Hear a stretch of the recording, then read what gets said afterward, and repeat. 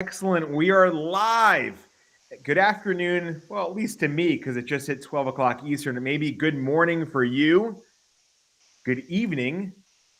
Hopefully, you're not waking up from sleep. Although, if you are, thank you for being here with us. But I was telling Dr. Liu that we have people that come from all over the world to be with us on our VETgirl YouTube live session. So I'm excited to have everyone here right now. Good morning, Chris. Yeah, Chris wrote good morning. So we have people from all over. You know how we start these. My name is Garrett Packdinger. I'm the co-founder of VETgirl, and I'm logging in, as you see my backlit windows here, from fairly sunny and kind of warm for this time of year, Pennsylvania, just outside of Philadelphia. It's been unseasonably warm, and what I worry about now is we're going to get that March snow. Now, I don't have to complain to Justine, who's out of Minnesota, because she gets snow all the time, but I don't want that March 2 feet of snow coming into the Philadelphia area. So I hope this continues. But welcome. So excited. And I want to introduce our speaker, Dr. Julie Liu. Dr. Liu, where are you logging in from today? Hey, thanks for that introduction. I'm logging in from Austin, Texas. And we just had a cold front move in, so it's in the 40s. Oh, my goodness. I feel like it's warm here. The only person you may beat is Justine in Minnesota. But where, you got everyone on our platform knows we love to start out like this. Type in where you are dialing in, logging in from today, whether it is our friends in Portugal, we know we get them, or Canada, or wherever else. We love to hear where you are from around the States and or around the world. So please go ahead and do that. And while you're typing in, I think someone said, send snow over here. And I think that's our friend from Portugal. It's a little bit different. Let me know if not. But while you guys are typing in where you're logging in from today, I'm going to get the party started talking about today's session. And I'm really excited to have Dr. Liu here talking today about Relief Vet 101. And we know the importance of veterinarians, let alone our relief veterinarians. You do such an amazing job for our practices. So I'll save that for her, but I'm going to go ahead and get started with a little bit of logistics just to make sure everyone is here. Dr. Lee will talk about her disclosures. As you can see here, she's a contributor to Relief Rover and Fear Free, two amazing organizations, and as well as AAFP. We go back, sorry. There we go. And I wanted to make sure we thank our sponsor today, Blue Natural Diets. They are an amazing educational partner for us. We have amazing educational partners, and those of you who know what we do, whenever we have said we get an educational partner that comes in and they're going to support our education, we are very happy to provide race-approved CE free to the veterinary community and the veterinary world. So thank you to Blue for being here with us today.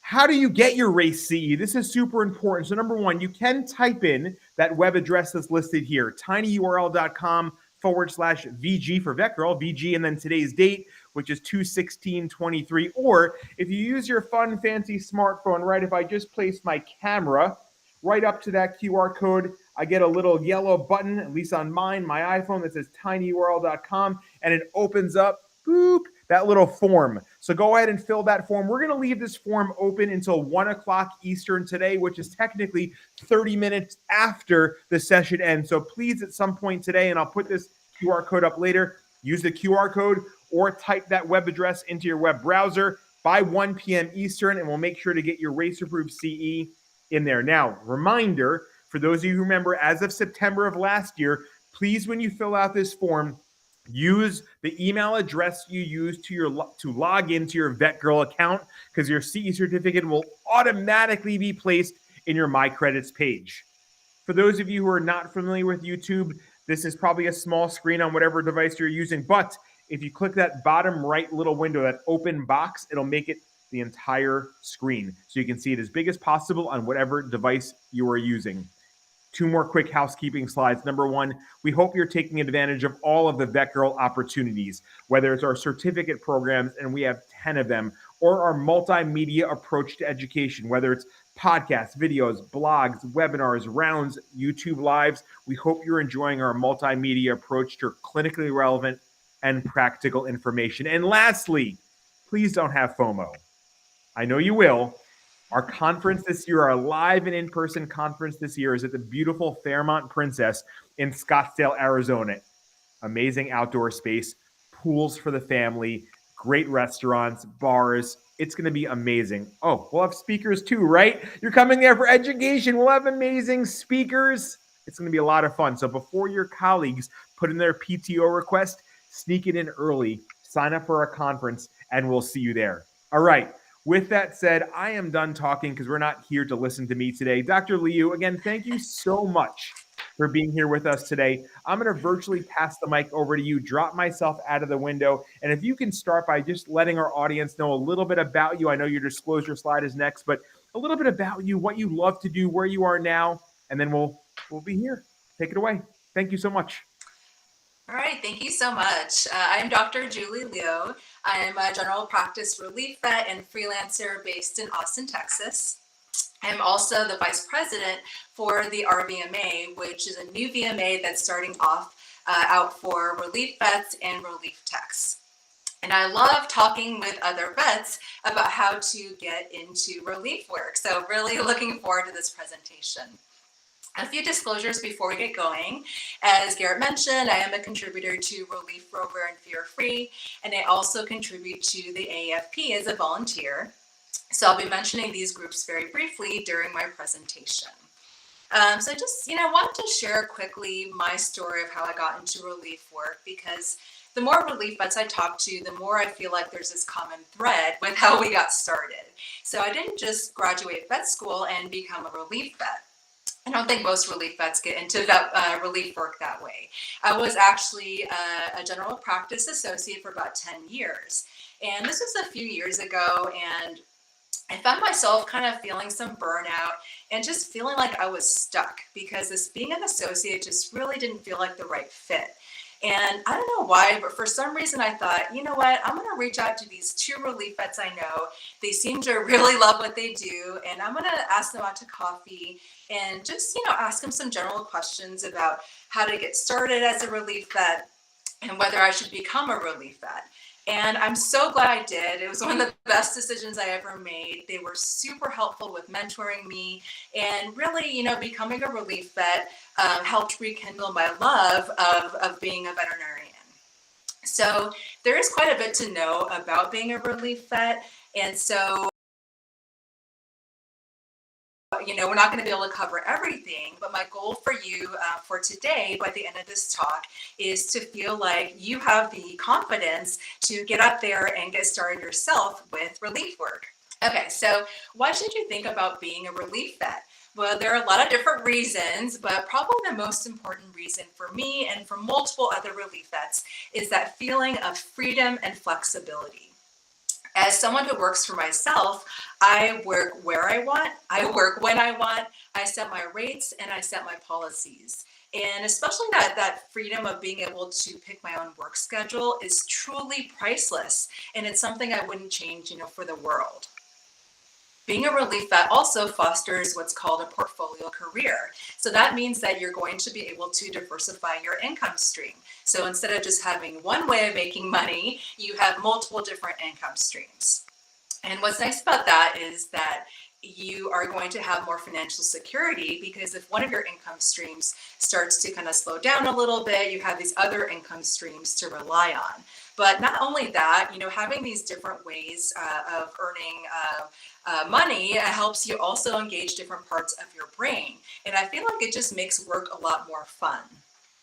Then being a relief vet definitely exposes you to so many more new ideas, workplaces, and staff members. So I don't just have one group of coworkers, I have multiple different groups of coworkers, and I'm always learning about these new things that other veterinarians are doing at my different practices.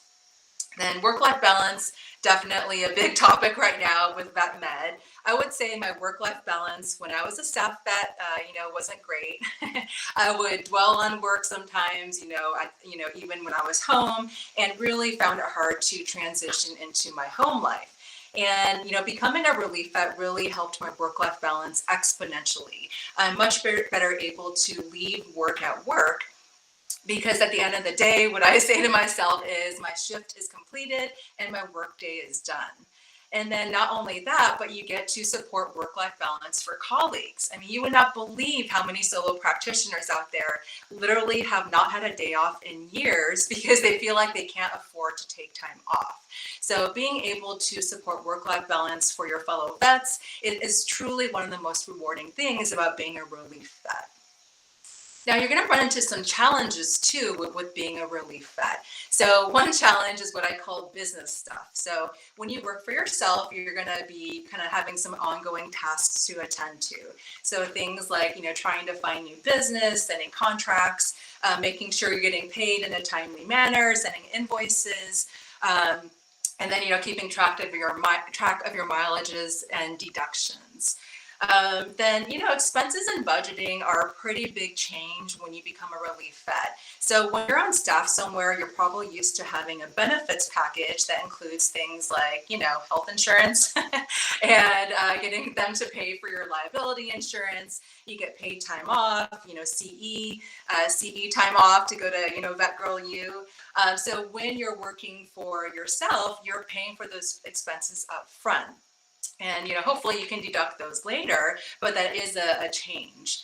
And, budgeting, you also have to be a little bit more careful with budgeting because as a relief vet, your income stream may not be linear because you may kind of have these shifts that come in clumps versus having a set number of shifts per week. So if you're not great with budgeting, that can be a little bit of a change as you're moving into relief practice. And then being a relief vet does require adaptability, self-sufficiency, and reliability. So I mentioned all those different workplaces. Well, they're all going to have their own different ways of doing things. And so you're going to have to be somewhat flexible. Then as much as I love picking the brains of other vets and having them, look at some chest rads for me, I'm not always going to have that luxury as a relief vet because one, I might be working by myself on that day. And two, the staff vets are going to have their own caseloads, so they're not always going to be available. And then relief vets have to be reliable. I mean, everyone's going to get sick at some point, but if you commit to a shift, you really, really need to honor that commitment because they're counting on you. Okay, so you're not going to have to go it alone. You're going to have some members of a relief team to help you with these challenges. And one of the biggest and most important members of your relief team is going to be your accountant. I'm the first to admit that I find accounting extremely tedious, but that's okay because I can pay an accountant to help me with my business things. So he helped me get my business set up. He helps me with my calculations for my estimated taxes, which we'll talk about a little bit later. And, I would say probably every month or two, I probably pester him with some random question that's related to accounting. So definitely, if you're going to go into relief practice, I recommend that you find an accountant. It's nice to have access to a lawyer too, even if you don't use them routinely, but, they can also help you with that business setup and, help you, put together a contract, which we'll talk about a little bit later. And last but not least, I would recommend that you try to reach out to other relief vets and have a network of relief vets. I love talking with other relief vets. I love bouncing ideas off of them, and they're your peers, and they're going to provide you with a lot of support, especially for some of these, moral, ethical questions that can sometimes arise. So if you don't know any other relief vets, don't panic. I'll have my contact information at the end. So I'm happy to be in your network, and feel free to reach out to me. I'll definitely help you out if I can. Okay, on to some business considerations. So one business consideration you want to think about is what type of business structure to set up. The good thing is that you don't necessarily have to set up a formal business to practice as a relief vet. So you can practice as a sole proprietor. Other options are things like LLC, PLLC, and S Corp. So I already mentioned I'm not an accountant. I don't like accounting. So these are really, really good questions to pose to your accountant because it's really going to be on a case-by-case basis for which is right for you. Should you work through a relief agency or practice independently as an independent contractor? Again, there's really no right or wrong answer. I think there's going to be pros and cons of each. If you work through a relief agency, they're probably going to help you find gigs. They, may potentially provide some benefits and take away some of these business headaches that I mentioned. But they probably will also take a cut of what that clinic is paying for that shift. And then some of them may ask you to sign a non-compete. W-2 or 1099, again, these are great questions to talk to your accountant about. and because there are some kind of key differences. One difference has to do with taxes. So if you get paid as the W-2 relief vet, the clinic is going to pre-deduct taxes before they pay you. Whereas with 1099, they're going to pay you that lump sum, and you're going to be responsible for paying those estimated taxes 4 times a year. So a good rule of thumb, if you're getting started as a relief vet, is to set aside 30% of your 1099 income for those estimated taxes. And then a lot of relief vets do prefer to get paid 1099 because we can deduct some business expenses like round trip mileage to the clinic and back from our home office, and other business expenses like licensing, for example. Other business considerations are thinking about our rates. So do you want to get paid per shift, or would you rather get paid hourly? Then think about what type of work you're going to do, because these will also influence your rate. So are you going to be general practice like me? Are you going to be urgent care, ER, shelter? Also, your rates will be influenced by when you're working. So if I were going to be working GP on a Tuesday, for example, my rate probably isn't going to be as high as if I'm working an overnight ER shift on a Saturday. Think about what services you want to provide. I really was not a fan of doing surgery or dentistry when I was an associate. And I had this really freeing realization when I became a relief vet, where I thought, you know what, I never have to do surgery or dentistry ever again. But you may love doing those things. So just whatever services feel right for you. And what to say that if you are in general practice and you're wanting to do surgery or dentistry, I would maybe think about doing one shift there first, because you want to make sure that it's a good fit for you, that they have the controlled drugs, surgery protocols, and that surgery technicians that you feel comfortable with. Okay, so another question is, should you practice with a contract? I know a lot of relief vets practice without contracts. I've never had an issue. For me, I just really recommend that all relief vets have a contract or some sort of agreement, because you don't want to get into a situation where you have a bunch of shifts booked with the clinic and then they cancel on you last minute, because unless you are able to fill those last minute shifts, it's going to directly impact your income. So my contract is not anything that's written in, legalese. It's really just a simple agreement. But I definitely recommend that all relief vets have a contract. And then you're going to think as well about what relief policies you want to have. So that means things like your euthanasia policy, how you would like to get paid, what time frame you're expecting payment in. All these things are things that can go into your contract. All right, on to licensing and insurances. So unfortunately, there is no universal state license, and so I hope there will be someday, but as of now, you are going to have to get individually licensed in the state in which you want to practice. I am based in Texas, so I am licensed in Texas, but I also got licensed in California a couple of years ago. For controlled substances, if you want to prescribe controlled substances, you will need your own DEA license. And then some states also require a state controlled substance license. So I recommend that relief vets, get a DEA license if you don't have one. I mean, it is a cost. So right now it's around $900 for 3 years. But my understanding is that, even though you may be able to do certain things under a clinic's DEA license, like administer controlled substances, you can't prescribe, dispense, or waste controlled substances unless you have your own DEA license. So what do you do as a relief vet? What do you do for your address? So this is a question that comes up a lot. Well, your main place of business, you can kind of put as your home address. So your DEA address can reflect, or you can actually update that as your home address, even if you're not storing controlled substances there.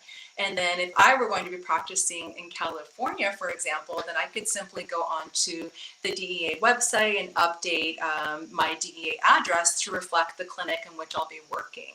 But this isn't always a super practical solution, because it can take over a week for that to update. So if you're going to be working frequently between 2 different states, it's probably a good idea to, bite the bullet and consider getting 2 separate DEA licenses per state.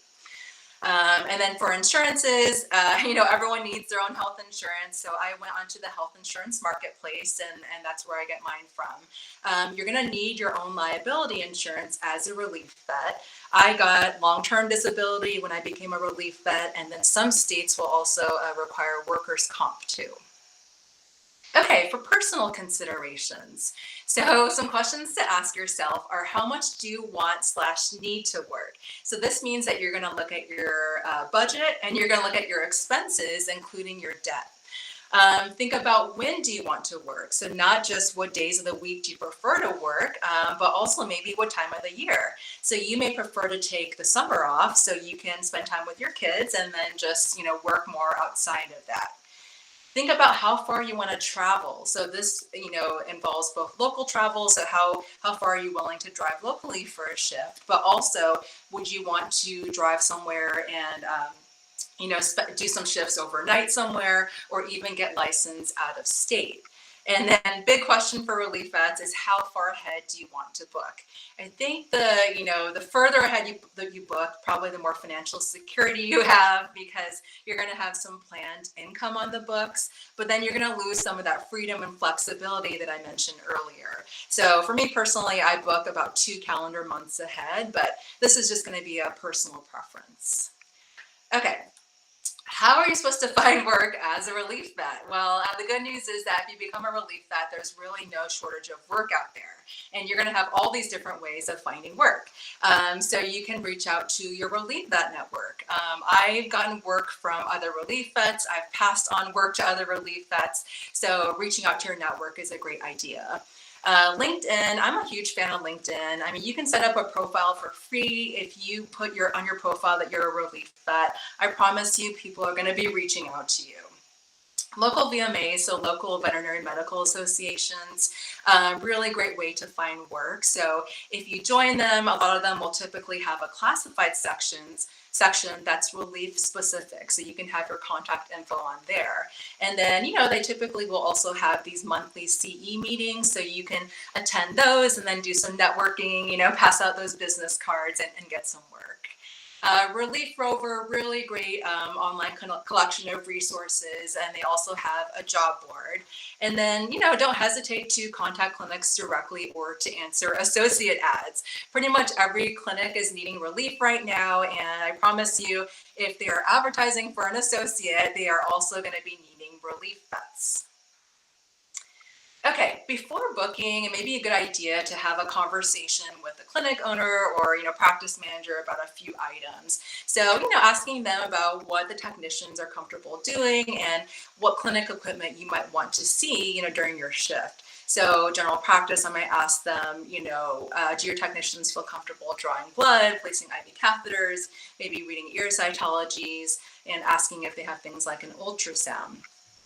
Being in general practice, I always want to know about their appointment lengths and when their breaks are. And always, no matter where you work, you want to ask them how medical records are kept, because there are a variety of veterinary softwares out there, and some clinics are on paper records as well. So you definitely want to find this out before you commit to your shifts. Okay, now during booking, I would say, for new clinics, I would probably recommend just trying to book maybe 1 to 2 trial shifts first, just to make sure it's a good fit. You don't want to get into a situation where you have, 20 shifts booked with a clinic, and day 1 you get there and it's clear it's just not going to be a good fit, but guess what? You have 19 more shifts to go. So 1 to 2 trial shifts, plenty of time to figure out if it's going to be a good fit. Then I mentioned contracts, so some stuff you want to have in your contract are when you're going to be working, what your rates are, including things like overtime, what relief policies you have, and just make sure you get a signed copy back.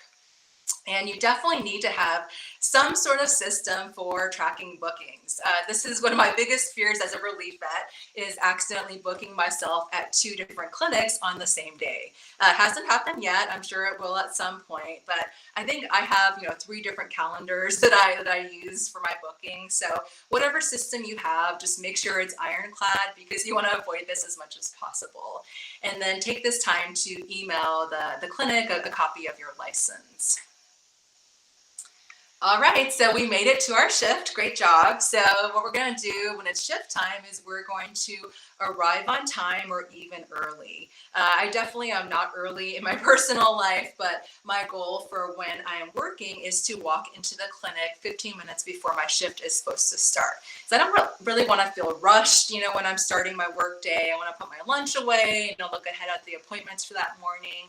And then if it's a new clinic, I'll even get there a little bit earlier, so even 20, 30 minutes ahead of time, so I can, get a clinic tour and meet the staff members. And I'm a huge fan of bringing donuts for new clinics. We all know how much people in vet med love sugar. And, I think it's a really nice goodwill gesture that is a pretty nominal business expense that if you're 1099, you can deduct later. We're going to bring our positive attitude and we're going to show appreciation, especially, for any technicians, vet assistants, CSRs who are helping us directly. I mean, they work so hard all day long and they don't always get the appreciation that they really deserve. So this is one area where I really feel like relief vets can model good behavior and show appreciation. And then as far as what work supplies you bring, it's, really going to be personal. I really don't bring a lot of medical stuff. So I bring my stethoscope. I'm fear-free and cat-friendly. So I bring, my treats, my non-slip mat, my toys, and then my licenses. And I always bring a lunch because it helps with my budgeting and it reminds me to take that work-life balance. Okay, so now we've made it to the end of our shift. And before you leave today, you really need to make sure that all your records are done, especially the plan. Because when you're a relief vet, you're not going to have that luxury of, working on your notes the next day. I mean, you may not have another shift plan with that clinic. So really important to have meticulous notes as a relief vet. Take a look around, make sure you have all your work supplies. So you don't want to leave your stethoscope at a clinic. And then again, take a few extra minutes to thank the staff members and show that appreciation. Then we're going to really try to leave work behind during that commute. So whatever intentional gesture you need to transition from work life to home life. And at some point, you're going to send a follow-up email. So it could be, that day or even, a few days later. And this is where you're going to email them an invoice in PDF form. Thank the practice manager, owner, whatever technicians helped you. And if you like the clinic, it's also a great time for you to invite them to book future shifts with you. Okay, just wanted to leave you guys with a few resources. I mentioned Relief Rover, tons of stuff on there. They have a really great DEA webinar, 20% off VETgirl, and it is free for relief vets and relief techs to join. If you have questions about controlled substances, I feel like this is a really big, there's a really big kind of gray zone when it comes to relief vets and controlled substances, but I would recommend reaching out to the DEA or your state board of pharmacy. Then I have my contact information on here, so feel free to reach out to me if you have questions. And for those budding entrepreneurs out there, I wanted to pass on this really great book by Dory Clark, where she talks about how to get started with a portfolio career. All right, thank you so much for your time, and I'm happy to answer any questions.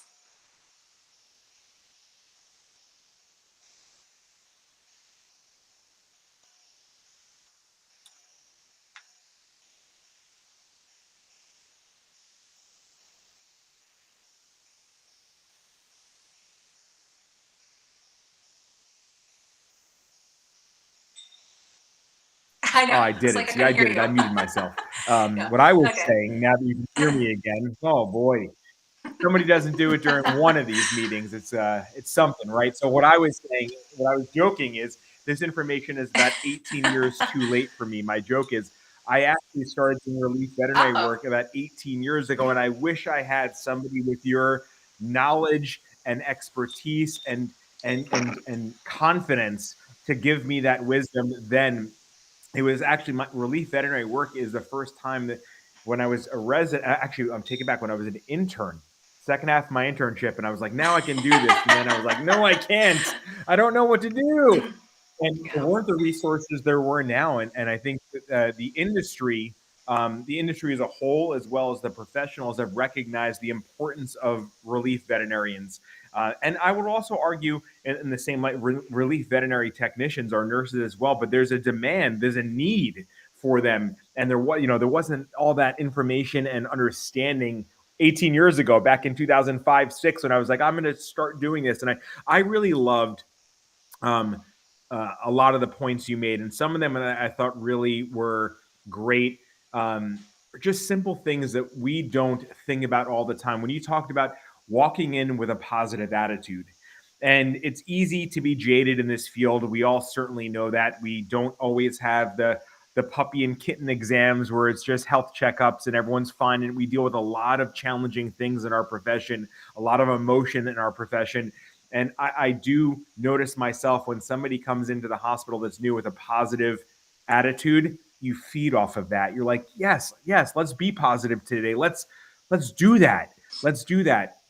And the other things that you mentioned, just being early. I think I played sports my whole life, and I used to joke what my high school coach would say to me is, if you're early, you're on time. If you're on time, you're late, and if you're late, just start running laps. I mean, you're that's it. You're in trouble. I love the fact, get in there, take a deep breath, get familiar with everything, because you're not potentially there every single day. Say hello to the staff that you're going to be working with. Thank them for all of their hard work, because they're probably like, oh, somebody new that I'm going to have to show where the catheters are, or where the medicine, where the medicine cabinet is, or whatever it is, whatever else. And it's just so nice. I don't think people thank each other enough, even if it's something that's your job per se. Like, a thank you goes such a long way, and it's so positive and brings the team together. So I truly enjoyed your talk. And like I said, 18 years ago, I wish somebody would have said to me a tenth of the things you said to me, and I would have been a much happier relief veterinarian. If you do have questions, please go ahead and type them in. While we're getting to some questions, I'm just going to go ahead and remind everyone, there's the slide again for your QR code. Justine is behind the scenes. Please remember to fill out this form, whether you use your QR code or type in that URL, tinyurl.com/VG, and today's date, 2/16/23. And Justine's also posted it in the feed. Please do it by 1 p.m. Eastern, which is 28 minutes from now. And please remember to use the same email address you used to log into your VETgirl account, because your CE certificate will go into your My Credits page. Okay, a couple of questions that came up. Start here. Somebody asked, did you say there is a Relief Veterinary Association now? Well, it's currently in formation. So this is kind of arose from a conversation that a group of us had as relief vets, probably within the last 6 months. So it's in the very, very early stages. We're kind of getting our structure built. But, you mentioned, I really truly feel like this is a time for relief vets. I mean, especially during the pandemic, we realized how short-staffed a lot of our clinics are, and how relief vets and relief techs can really fill this need. But, being a relief vet, sometimes you can feel a little bit isolated, because you're like, oh, I'm just this, random person working relief. And, you don't often run into other relief vets where you're working, because you're typically filling in for somebody. So we really want to, our goal is to try to form a group that really advocates for the needs of relief vets and relief techs at the local and the national level. So I mentioned it briefly. It is kind of an information, but yeah, definitely stay tuned, and feel free to reach out to me if you want to learn more about it as we get going. Awesome. And there have been a couple of questions. I would assume, based on them, we do have a couple of nurses, technicians on with us. Do you know if there's anything, information for a technician relief association, or some inner workings of that, or is that not something you're aware of? I think our hope, so the leadership group for the RVMA is veterinarians, so relief vets, but we also, have had conversations about wanting to be inclusive to relief techs. So I love technicians. I would love to go out there and actually work with another relief technician. So our hope is that to actually have the RVMA not just represent relief vets, but hopefully to be inclusive to technicians too, because if relief vets are feeling isolated, I'm sure relief techs, feel like they don't always have that support or that connection with others. Excellent. Another good question came in, and you have clearly, I would say, more in general practice than urgent care, emergency care. But in general practice, you have clients that are accustomed to the same staff potentially for their pet's life cycle, maybe generational life cycle. So, how do you gain that trust, whether it's of the staff and/or more importantly the clients, when it's the relief or temporary veterinarian that's not going to be there for the longevity of their pet's illness or workup or disease? How do you deal with that if you have a client that is skeptical of, who are you? You're new. I don't normally see you. Yeah, I mean, if you're a relief vet, you are going to encounter that from time to time. I would say it's not that common, and I think that use the skills that you've been honing all these years since vet school, right? So using small talk. I mean, I mentioned I get to my relief shifts early, so one thing I do is I actually go through each of my appointments for that morning, and I'll look at that pet's history, because you want to at least have some sort of knowledge of that pet. So I'll look at their lab work, see what medications they're on, if there's any patient alerts. So, they don't, I'm sure, they probably feel somewhat skeptical, because, they think you're just this random person going in taking care of their pet. But if you can try to be warm, be positive, make that small talk, and then at least have some basis of knowledge for their pet, I think that goes a long way with building trust. Now, I don't think relief vets necessarily are going to have the same rapport with clients, so our goal might be just to kind of get them through that appointment. And then I try to, typically schedule a follow-up visit with the staff vet.